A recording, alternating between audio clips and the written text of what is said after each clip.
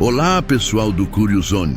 Bem-vindos a mais um vídeo repleto de curiosidades e descobertas incríveis.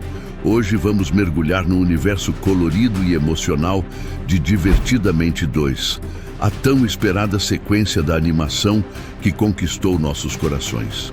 Vamos explorar os altos e baixos deste filme, desde os momentos que nos fizeram rir e chorar, até os pequenos deslizes que podem ter passado despercebidos. Então, preparem-se para uma jornada emocionante e divertida enquanto analisamos os erros e acertos de Divertidamente 2. Se você é fã de animação, emoções e curiosidades, já deixa o like, se inscreve no canal e ativa o sininho para não perder nenhum vídeo. Vamos nessa? Divertidamente é uma animação da Disney que não pode faltar ao falar de educação emocional. Nele, as emoções como a alegria, o medo, raiva, o nojo, a tristeza são literalmente as protagonistas de seu mundo. Ele manda bem no quesito segurança. O filme conta a história de Riley, uma garota de 11 anos que se muda de cidade com seus pais. E no desenrolar da história, mostra como as emoções comandam seu cérebro e como elas controlam. Não tem vilões, nem a tristeza é vilã. E o filme mostra claramente a necessidade de aprendermos a lidar com essa emoção. A história possibilita perceber que o choro é importante, ainda mais se ele for acompanhado de um desabafo que o ato de falar pode ajudar a compreender melhor os nossos próprios problemas, reorganizar as ideias. E isso impede que a angústia transforme em trauma ou sofrimento. Dessa forma, a pessoa se sente mais aliviada. Embora a personagem Alegria repete o tempo todo que a Riley precisa ser feliz, a neurociência já provou que ninguém pode ser feliz o tempo todo. Nesse sentido, pode-se utilizar a trama para ensinar às crianças que a sociedade de hoje tenta de todas as formas evitar o sofrimento, algumas vezes até com medicamentos, mas que a tristeza faz parte do nosso processo de amadurecimento. O filme é construído com graciosidade e requinte de detalhes, trazendo conceitos da psicanálise e da neurociência numa linguagem adaptada para o mundo infantil que encanta e nos ajuda a entender as nossas próprias emoções e o papel de cada uma. E pode ser de grande ajuda para nos fazer pensar sobre o que acontece com os conflitos internos que todos nós temos. A jovem Riley está mandando muito bem nos esportes. Aí ela vai para uma imersão que definirá o seu futuro no time da escola e também definirá o futuro dela com as suas amizades. A partir disso, novos sentimentos aparecem: ansiedade, vergonha, tédio e também a inveja. E a bagunça está posta, porque junto com tudo isso, a puberdade também nasce com essa sinopse de Divertidamente 2, um filme que continua desde o primeiro filme, 9 anos depois. Agora vai falar sobre essa nossa protagonista entrando na pré-adolescência e adolescência pura, mesmo que seja uma sequência. O primeiro filme é um dos marcos mais altos da Pixar por vários motivos.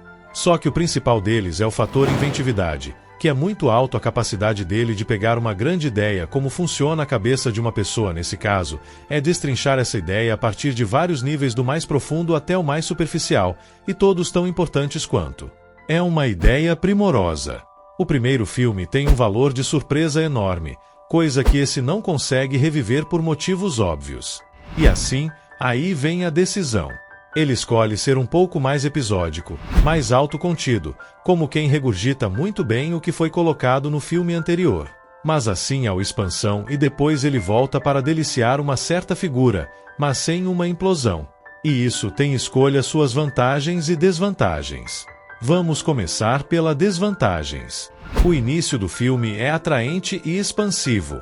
Nesse ponto específico, é tão curioso quanto descobrir as emoções lá no filme inicial, sobretudo quando ele está contextualizando novos parâmetros que no caso são as novas emoções, as novas sensações, os novos sentimentos. Depois disso, o filme parece mais rotineiro. Em vez de apresentar novas situações que realmente exploram fundamentos da psicologia de uma maneira complexa e interessante, como o filme anterior. Esse daqui entrega uma história mais simples e bem abaixo da novidade que foi a apresentação das novas emoções. Eu estou falando do filme em si e comparando, por exemplo, que o que ele faz no primeiro ato é bem superior ao segundo ato, que é quando ele vai desenrolar a história. E aí uma reflexão na comparação. O fator surpresa não existe, é normal. Ao mesmo tempo, ele pode ser criado e foi a história central. O segundo momento do filme que não quis abraçar isso acabou depois da apresentação, sendo um filme puramente protocolar. Isso intriga muito só porque o segundo, os filmes ou são os melhores ou são os piores. Dificilmente há um meio termo. Tem, mas é raro. E muito disso acontece porque se o filme respeitar muito o filme anterior, no caso o primeiro filme, vai parecer pastiche. Caso contrário, vai construir uma história tão poderosa que parece ser daquelas que caberia em qualquer filme de tão boa que é. O Cavaleiro das Trevas é um exemplo desses. A história é tão forte, tão bem contada, que funciona sozinho. Star Wars O Império Contra-Ataca é outro exemplo também. E tem a Pixar, um filme que cai como uma luva nisso que eu estou falando. Ele se chama Universidade Monstros, que apesar da qualidade do Monstros S.A., eu acho que ele consegue até ser mais interessante do que a sua matéria-prima do que o seu filme de origem. O diretor do Universidade Monstros é justamente o diretor desse filme. Que diretor roteirista! E o que é o ser humano que faz a direção assume no lugar do excelente Pete?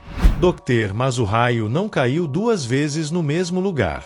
Divertidamente, o 2 respeita tanto que o Peter Docter fez lá no primeiro filme, que parece mais estar preenchendo um checklist, preenchendo um caderninho de metas do que qualquer outra coisa do que realmente buscando a sua autoridade, buscando a sua, por que não original.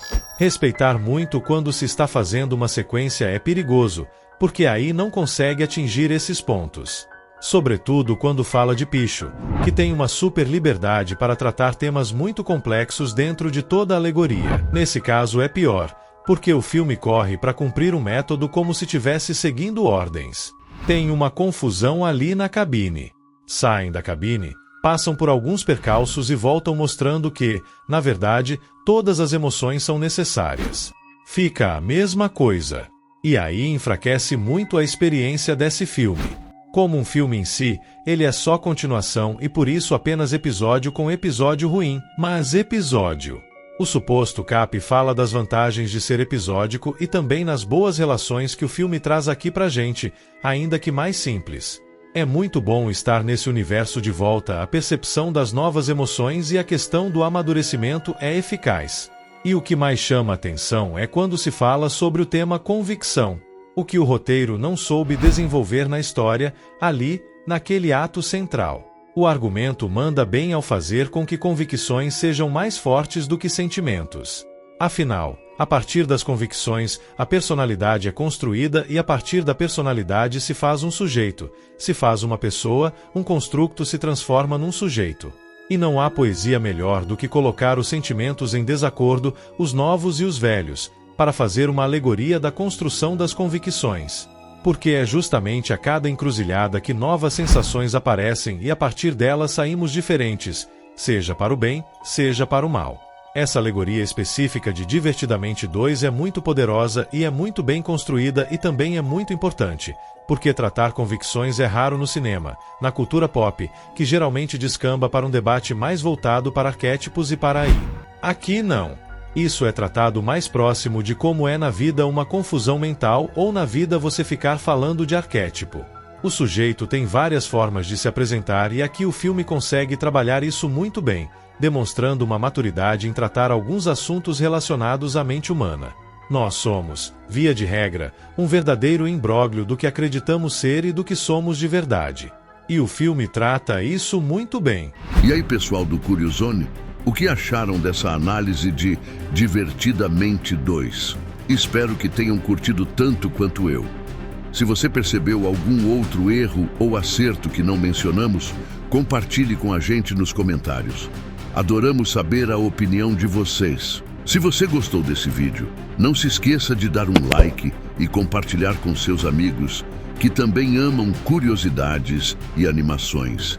E se ainda não está inscrito no canal, clique no botão de inscrever-se e ative o sininho para receber todas as notificações. Aqui no Curiosone sempre tem conteúdo novo e interessante esperando por você. Muito obrigado por assistir e até a próxima com mais curiosidades, análises e diversão. Até mais, pessoal!